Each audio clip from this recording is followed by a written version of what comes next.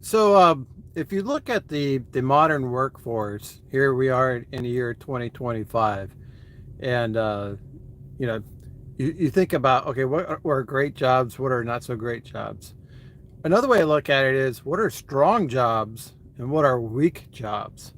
So when you think about AI and how it's going to disrupt, the way work is being done, uh, in 5 years, the landscape for workers could be completely different.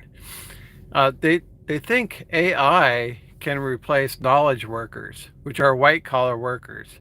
So school teachers, doctors, lawyers, managers, all these college degreed professionals could go by the wayside because AI can disrupt the entire uh, workforce as far as knowledge based workers are going. So that wouldn't be a good job to try to aspire to if it's going to be displaced by AI. I mean, it's like, well, you thought being a school teacher would be a good job, but then here comes AI, and then that job's eliminated.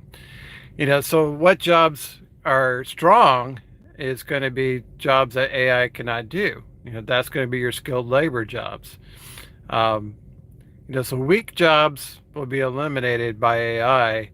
Strong jobs will use AI, uh, for the type of work they're doing.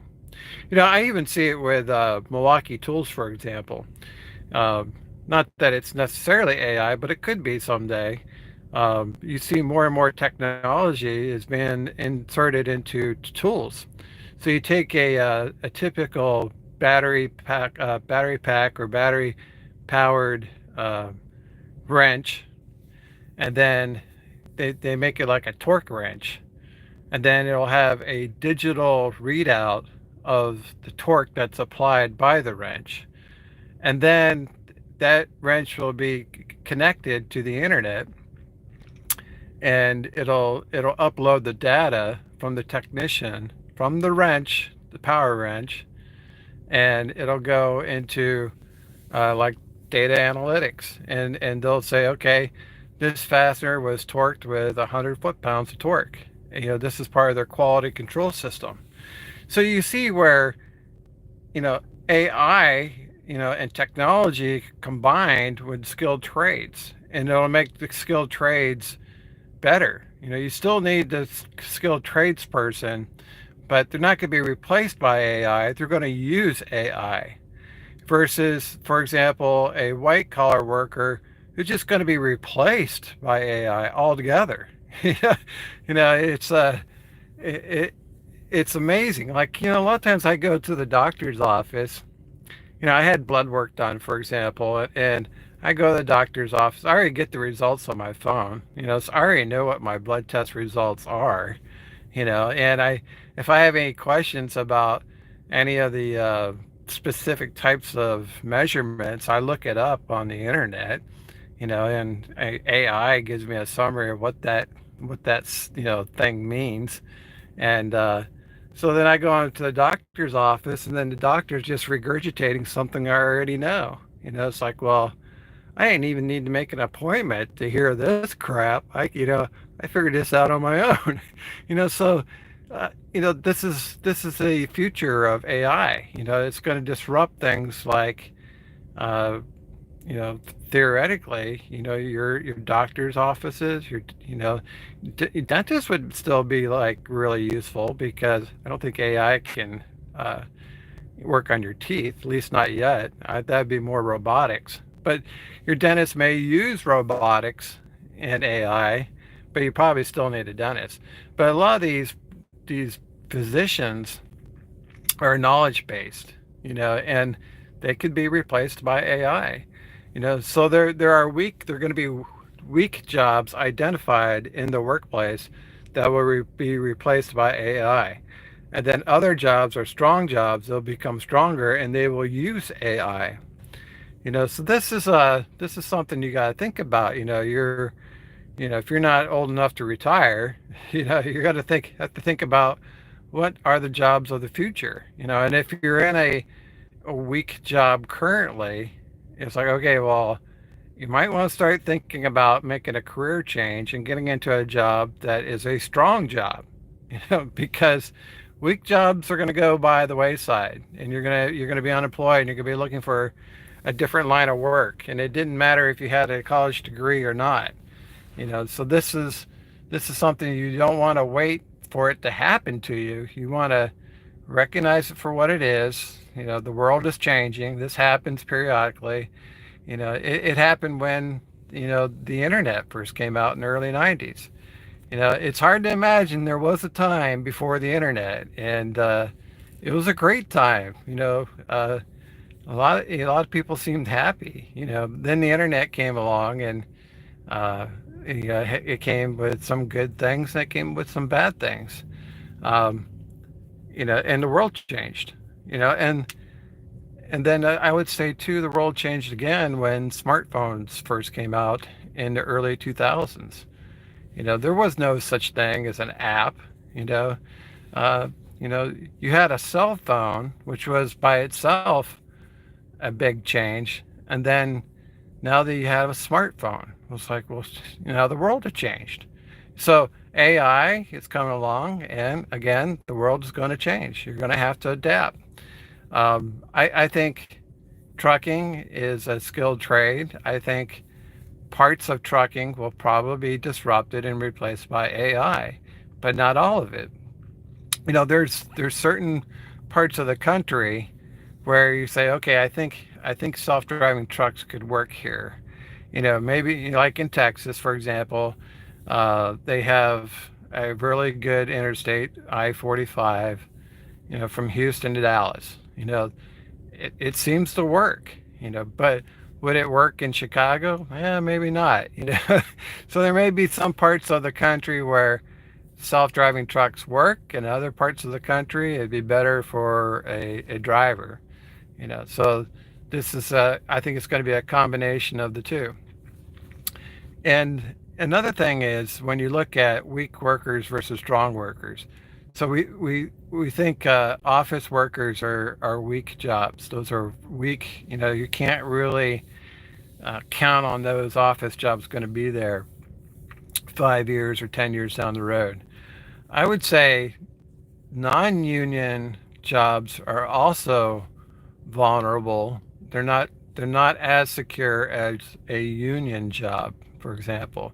I'm seeing where the Teamsters in trucking, for example, are negotiating in their contracts whether or not the company will implement automation or self-driving trucks.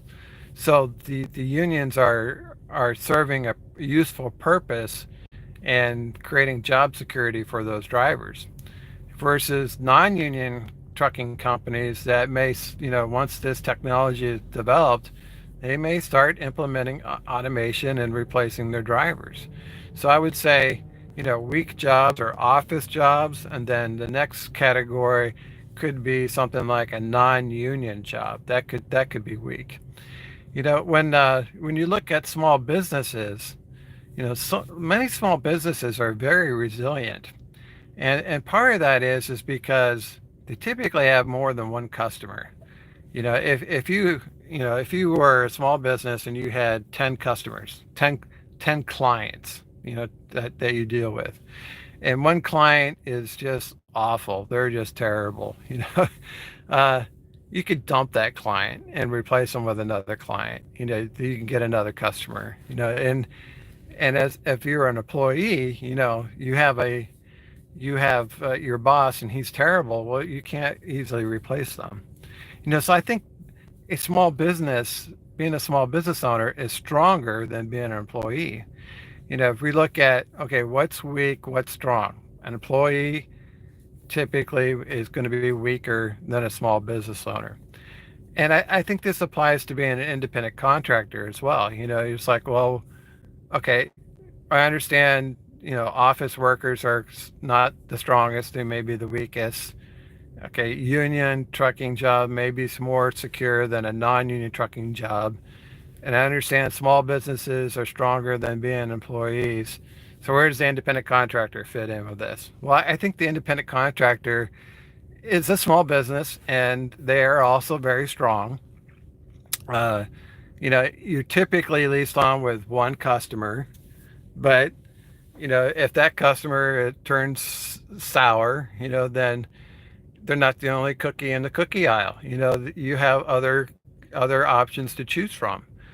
So there'll be many trucking companies out there that want to hire you as an independent contractor, and it's like, well, I would prefer to stay with ABC company, but now they're being stupid, so now I'm going to go with a different company.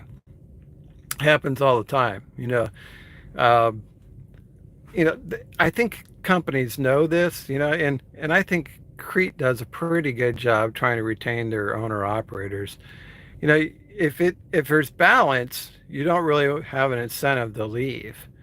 And if you are not getting along with your carrier could decide to part ways on their own. So yeah, there's more than one cookie in the cookie aisle, but that's also true for the carrier. They're like, look, you're kind of a pain in the ass, and we'd like you to go somewhere else. That happens too.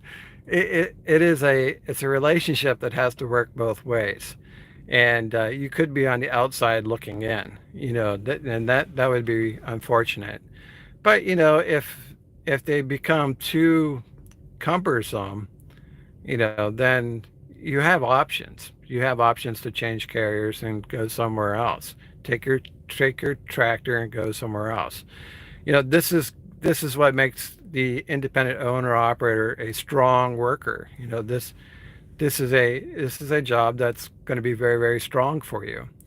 And typically, as a small business owner, you're always looking for technology, how to create more profit. If AI can be used in a constructive way to help you run your small trucking company, yeah, you're going to be all for it. There's nothing wrong with implementing new technology in the truck. Um, I think the technology could be used for good to improve productivity, or it could be used for bad, where it's policing truck drivers. The self monitoring, the AI cameras. The AI technology is there to watch the drivers. That would be bad. But I think as an independent contractor, you're going to have much more control over how AI is implemented in your business. And you may want to avoid it altogether. And then go lease your truck to those companies that don't use AI. It's like, the company you've been with for a long period of time decide they're going to go down this road of using AI, and they want all their owner operators to do it, and you're like, oh, screw that, I'll go somewhere else. That makes you a strong worker when you have options. Just like the small business owner that has 10 clients. One client becomes an idiot, well, you get rid of the idiot and you go get another customer. And as an independent contractor, you typically have one customer that you're leased on with. But there's no guarantee that they're not going to become an idiot. They could be. They could be fine this year. The next year, that something changes, and they're no longer deserving of your time and effort to be leased on with them. This is what makes you a strong worker. You are self-employed. And I think that makes you the strongest worker of them all. Because uh, you know whether you succeed or not is up to you. Whether you use AI or not, it's up to you. Whether you lease with a company or not, it's up to you. The more options you have, the stronger you become. It's the guy that is dependent on that office job that's going to be weak, or that non-union job that could be eliminated by AI, that's going to be weak. Um, the college educated person without a skilled trade, that's going to be weak. So the future is very scary for those workers. They're like, well, I got a lot of money tied up in this college education, and it's just not working out. It's not paying. And they're going to have to make this transition to being a skilled trade that maybe uses AI but cannot be replaced by AI. So there are going to be weaknesses identified by AI, and those jobs are going to go by the wayside. And 20 years from now, you're going to be telling stories about how it used to be before AI. Just like I tell stories of like what it used to be before the internet, and you'll be telling younger generations what it was like to go to a doctor's office and actually talk to a real doctor. All right, guys, that's all I got for you. Thanks for watching. We'll see you on the internet.